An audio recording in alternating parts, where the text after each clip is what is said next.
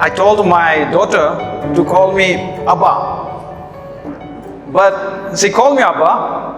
At the same time, she also called me Daddy because she used to watch a lot of YouTube videos. In videos, it's nowhere it's Abba, all Daddy. So she called me Daddy, Daddy. She used to change. Sometimes at home she will say Abba, and sometimes when she starts speaking in her broken English, she will say Daddy. So, you know, I love telling her, whether she understood or not, that I'm your daddy and I love you. Even though that was one-way communication.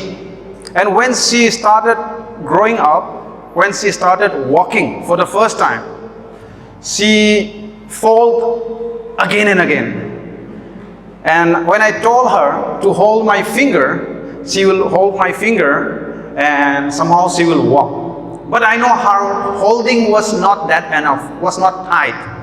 Her holding was so soft, it falls down easily. But what I did, when she holds like this, my other finger used to trap her so that she will not fall. But I enjoy when she holds my finger. So that's how I help her in walking. Now, my desire for her entire life is that to let her know that I'm your daddy and I love you so much. That is what my desire is. You know, when the life gives us a lot of challenges, when we do not know my father is on my back, it's very difficult to fight the war, to overcome any situation of our life. So one thing I really want her to know all the time, that I am your daddy and I love you so much. And I really enjoyed when people say that, hey, Dorothy looks like her father. I know I might not be that good looking, but I still enjoy it, right? Whenever people say that Dorothy looks like her father. Yes, sometimes her mother as well. So having a daddy is very important in our life. So the most important question in our life is what? I put the first point as what is the most important question? What is the most important question of our life? That is the first point. This is very important. Who is your father or who is your daddy? This is one of the most important questions. We do not receive the right question. That's why we do not get a right answer. The right question is, who is your daddy? Who is your father? That's the right question. It's not like, who is your master? That's a wrong question. Or, who is your judge? That's a wrong question. The right question is, who is your father? That's very important, because when we have that right question and the right answer, it influences our entire life, knowing that who am I and what's the purpose of my life and where I come from.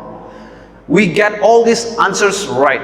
But if we get a wrong question, everything mess up. We miss the big picture. We miss the important purpose of our life. We live our life taking some other's identity. We don't live our life as who I am, who I really am. Okay? So the right questions and the right answer is very important. If you start with a wrong question, then there is no way you will get a right answer, right? Everything will be wrong. So if we have a wrong answer, we will have a false identity. We will not have a total security in our life, no eternal security in our life. And sometimes we will start thinking that our career is our identity, or maybe our ministry is our identity. You might say that I am a doctor, I'm a lawyer, I'm an interior designer, right? So that is not your identity. Or I'm a pastor, or I'm an elder, or I'm a missionary, or I'm an evangelist. That is not your identity. That is what you do, right? So our identity and the truth is far more than what you do. So our identity is you are your Father's child. That is one of the biggest identity, and that is the truth. You are your Father's child. You are your daddy's son, or you are your daddy's daughter. That is the identity we have. Now, the question is, who is your father? To know our Father is very important.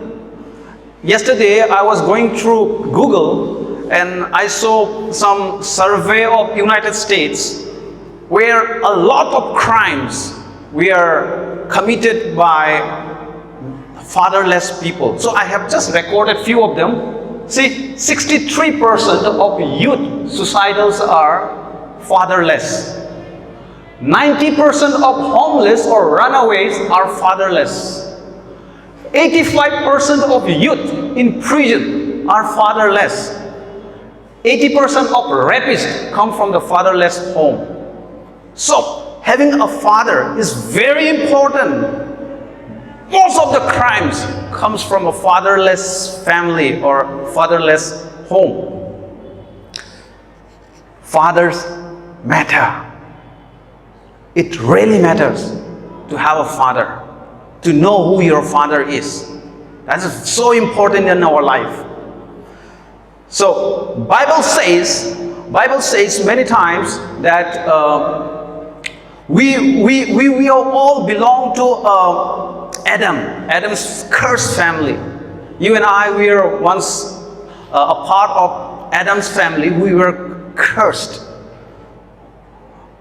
But by the grace of God, we are delivered. We are delivered today from that cursed family and adopted into another. Now today you are no longer under the cursed family, but you are adopted in God's family now. Jesus answered one of the most important questions of our life.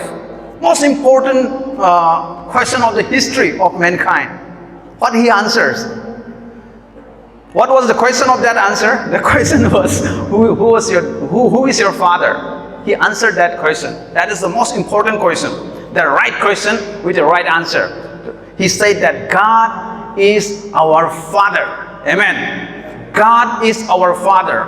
Today's message, you might feel like it is so simple. I know all these things. But this is what we need to know again and again. Who is your Father? Jesus said, God is your Father.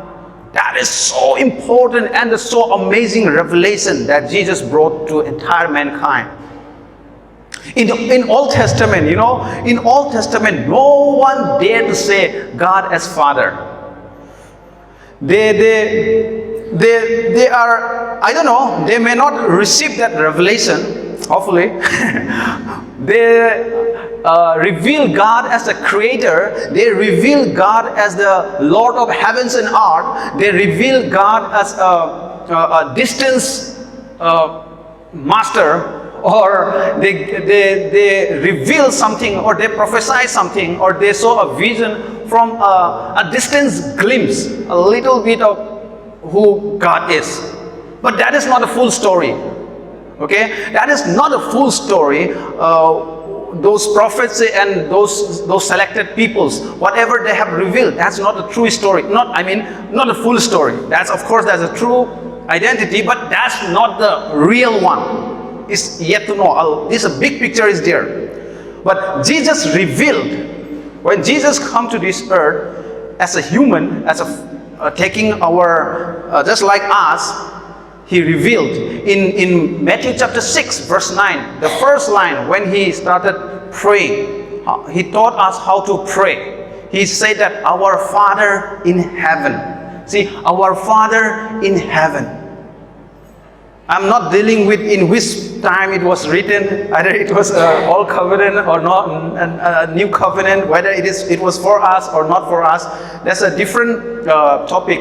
But I just want to explain you guys, make you understand that Jesus revealed God as Father. His first line, his first word to pray is our God in heaven, our Father in heaven. So Father, he revealed us. Now this was, he shared this sermon, this Matthew chapter 6 on Sermon of Mount. So can you imagine that there are many thousands of people, or multitudes of people in the Old Testament? No one has ever dared to say God as a Father, and Jesus saying for the first time that you have to pray like this, our Father in heaven. So people might be shocked, right? Many people might be shocked. Today we keep on hearing these things since our childhood. For us, it's not a shocking that calling God as our Father. But during those times, can you just imagine? They are hearing this for the first time. Pray like this, God, our Father in heaven. They might be shocking. How come you say God as our Father, right? Are you serious, Jesus? So they might be asking a lot of questions. They might be confused. But Jesus identifies God as Father in Sermon of Mount not less than 16 times. He said this 16 times, that God is our Father, especially in this sermon. You know what? During those days, calling God, the sermon which Jesus said, identifying God as our Father, was a good news for them, because they have never heard God as Father. That was really a good news, and it is still the good news today. Many people missed calling God as a Father. We end up saying Master, or we end up saying the Punisher or the Judge or whatever. All might be true in other contexts, but the most important thing is God is our Father and you are His child. That is one of the most important topic I want to bring to everyone. So the second point is, who is that Father? Who is that God? What is His name? What is God's name? This is my second point. What is God's name? Before Jesus Christ, no one called Him Father, right? But many prophets and many spiritual fathers during those times, they call God as like Jehovah Jireh, Jehovah Rapha, Jehovah Nissi, and so many Jehovah, right? There are so many names. But after Jesus declared God as Father, you know, when we read the entire Old Testament, we didn't find anywhere that God as a father figure. Never call Him Father. All are like Jehovah this, Jehovah that. But after Jesus starts saying that God is our Father, when you read all the epistle, everyone will start saying Father. Now James said that, you can show one by one. See, James said that every good and perfect gift comes from the Father. James starts saying Father. And John boasted, you know, he is a man of love. So he said, how great is the Father's love. So he starts saying Father. Now what about Paul? He mentioned in all his letters, he is in another level. He said, grace and peace to you from God our Father. So all the epistles, all the disciples or all the apostles, they are now very confident to say that God as our Father. That's why in most of their letters, they always mention God as our Father. Today we are also have to be very confident calling God our Father. Now, even though the Old Testament saints or the prophets called Him by a different name, in Mark chapter 14, verse 36, Jesus revealed His real name, who He is. Abba, Father. Jesus revealed His name, Abba, Father. Now what is this Abba? It is Aramaic, right? Even though in our Bible it is still written as Abba. One pastor says that the Holy Spirit wants us to understand that Abba means daddy, so we need to have that intimacy with father and son. Not just father. I don't think any one of us call your father at home. Father, I'm coming. Father. I don't think. Maybe Zeddy? See. So, when we call daddy or Abba, that is a different test, right? So when we say Abba, it doesn't mean that God is, by the name Abba, it doesn't show that God is that mysterious, the powerful God who stays very far from us and who is mysterious. No, Abba is very close to me and I know him and he knows me. That is Abba, that is daddy. And he is my loving heavenly Father who cares me deeply, who understands me deeply inside out. That is Abba. And Abba is my Father who loves me so much. That's why he sent Jesus Christ, his only begotten Son, to tell us that he is Abba. Right? So Jesus brought us this amazing revelation that God is okay, Jehovah Jireh, Jehovah Rapha, Jehovah Nissi, that's fine, but he is Abba for you. God the Father, he is our Father. That's what Jesus brought this story, brought this truth in our life, and that is the truth. You know what? Jesus' ministry, the purpose of Jesus' ministry, many of us might say that Jesus' ministry was bringing the kingdom down, bringing the healing to every people. Yes, that's true. But one of the most important purpose of his entire ministry is bringing God as our Abba, as our Father, as our Daddy. That is one of the biggest ministry of his life while he lived, when he lived on this earth. So, Jesus' ministry was to tell everyone that the true nature of God, who is Abba, who is our Daddy. So, my third point is that what is God like? What is God like?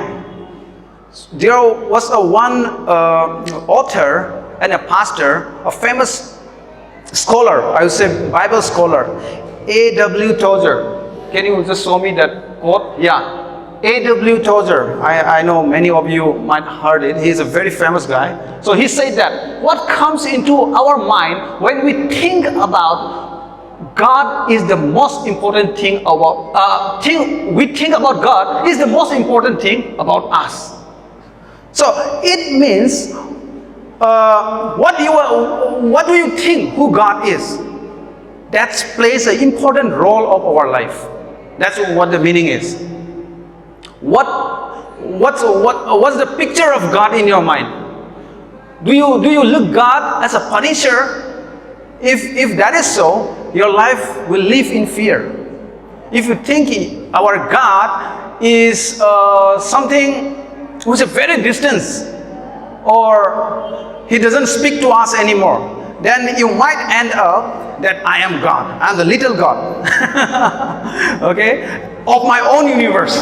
I'm the little God of my own universe. People used to say, nah, I am the boss of my own universe. so we might end up thinking in a different concept of God.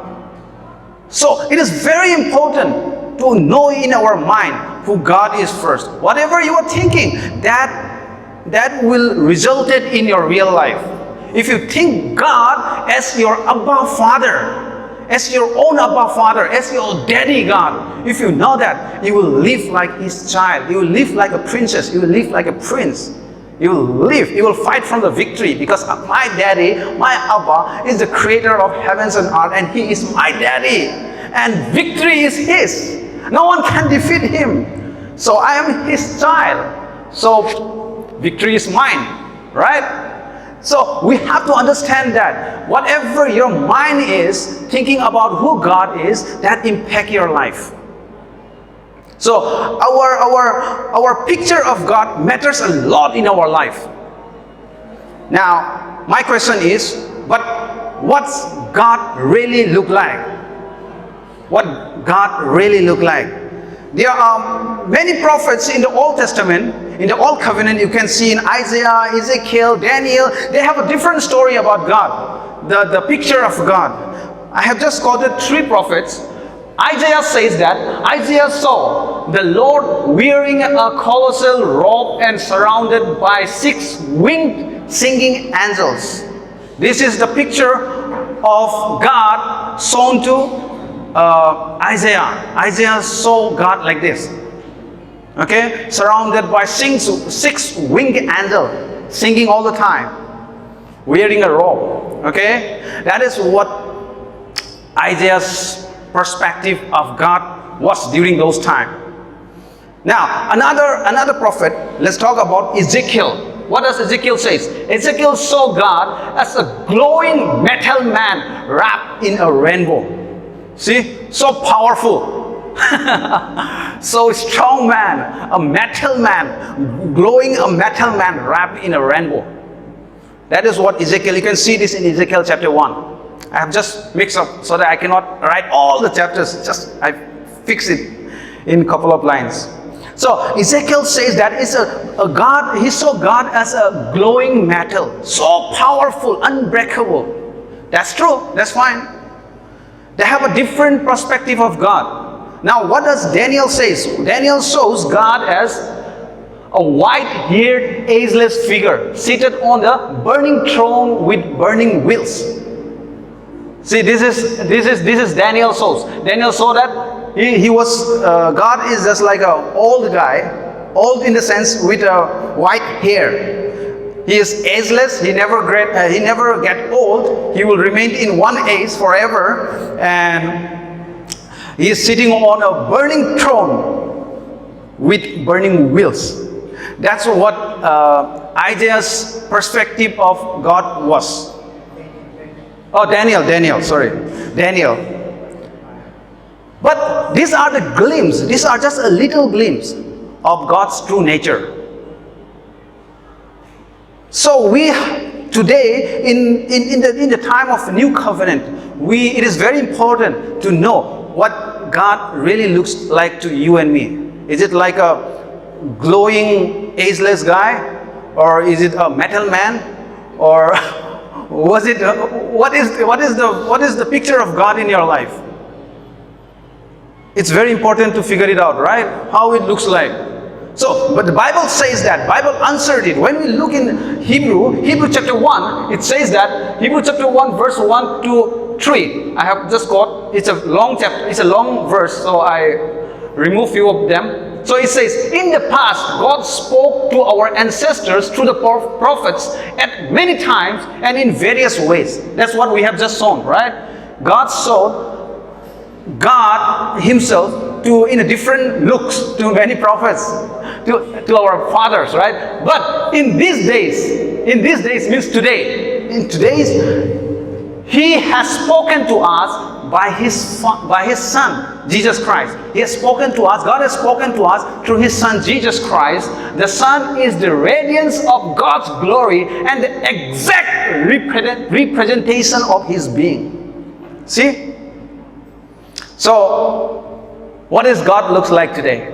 He looks like Jesus, right? He looks like Jesus. In John chapter 14 verse 9 says, Jesus said that.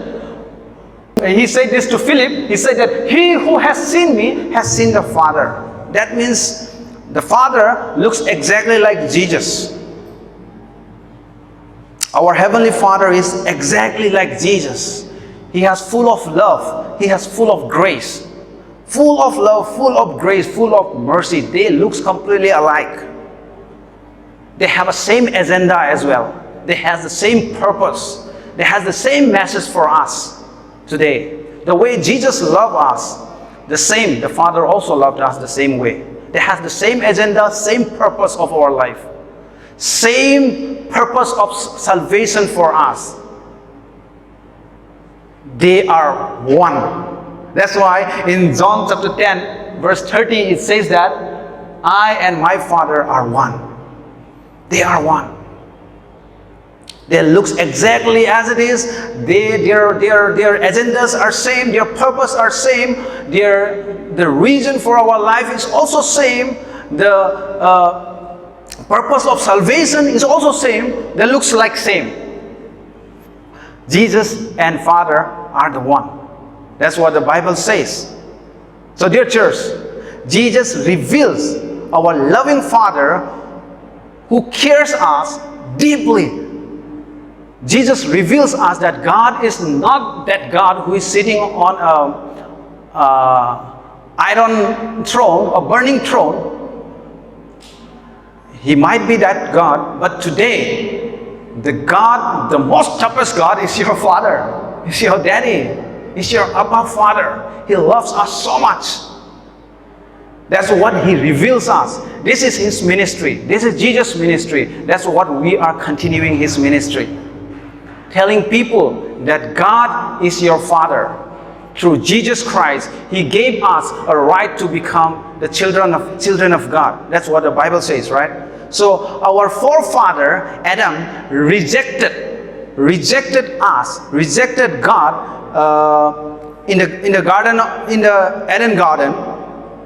But our heavenly Father did not reject us. We built a wall between God and us. We built a big wall because of our sin. But God made a door on it so that He can come to us. Right? When we sin, we ran and we hid. We hide ourselves.